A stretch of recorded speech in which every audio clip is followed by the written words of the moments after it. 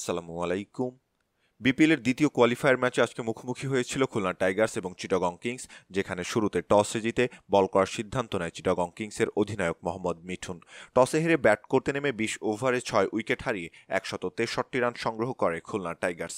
শুরুটা খুলনা টাইগার্স ভালো করতে না পারলেও শেষ দিকে খুলনা টাইগার্সের পক্ষে ব্যাট হাতে ঝড় তোলেন শিমরন হেটমায়ার। মাত্র ৩৩ বলের মোকাবেলায় ৬৩ রানের বিধ্বংসী এক ইনিংস খেলেন শিমরন হেটমায়ার। এছাড়াও ৩২ বলের মোকাবেলায় ৪১ রান করে আউট হন মাহিদুল ইসলাম অঙ্কন। শেষ দিকে ৫ বল থেকে ১২ রান করেন জেসন হোল্ডার, যার ফলে ২০ ওভারে ৬ উইকেট হারিয়ে ১৬৩ রানে থামে খুলনা টাইগার্সের ইনিংস। ১৬৪ রানের জবাবে ব্যাট করতে নেমে দলীয় মাত্র ১৬ রানে নিজেদের প্রথম উইকেট হারায় চিটাগং কিংস। পারভেজ হোসেন ইমন ফিরে যান ব্যক্তিগত ৪ রান করে। এরপর ব্যর্থ হন গ্রাহাম ক্লার্কও, ৪ বল থেকে ৪ রান করে আউট হন তিনি। তবে এরপর হুসাইন টালাত ও খাজা নাফে মিলে চিটাগং কিংসকে টেনে নেন ১০৫ রান পর্যন্ত।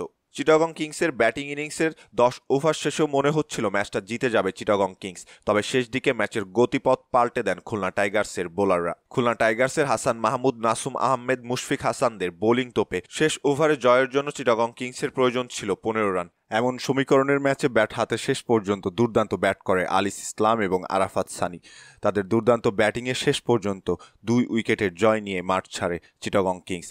এদিকে এই জয়ের ফলে বিপিএলের এবারের আসরে ফরচুন বরিশালের বিপক্ষের ফাইনাল ম্যাচ নিশ্চিত করল চিটাগং কিংস। এদিকে ম্যাচ হেরে হতাশা প্রকাশ করেছেন খুলনা টাইগার্সের অধিনায়ক মেহেদী হাসান মিরাজ। ম্যাচ শেষে তিনি বলেন, শুরুতে ব্যাট হাতে ছেলেরা দুর্দান্ত ব্যাট করেছে, যদিও আমাদের স্কোর কিছুটা কম হয়েছে, ১০ থেকে ১৫ রান বেশি আশা করেছিলাম। বল হাতে আমরা ভালো বল করেছি, শেষ পর্যন্ত ম্যাচের নার্ভ ধরে রেখেছিলাম, তবে শেষ ওভারের নাটকীয়তায় ম্যাচটা হারতে হয়েছে। এটা সত্যিই কষ্টের, সত্যিই হতাশার। সম্মানিত দর্শক, এই ছিল আমাদের হাতে থাকা সর্বশেষ ক্রিকেট আপডেট।